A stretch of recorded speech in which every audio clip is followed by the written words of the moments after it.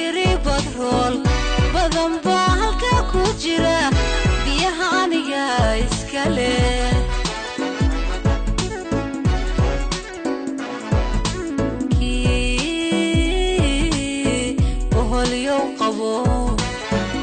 hadii lagu yiri badrool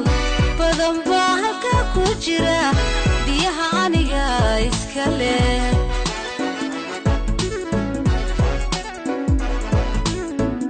qarankani beec ma noqon dhulkayguna boob ma galo badayduna iib ma aha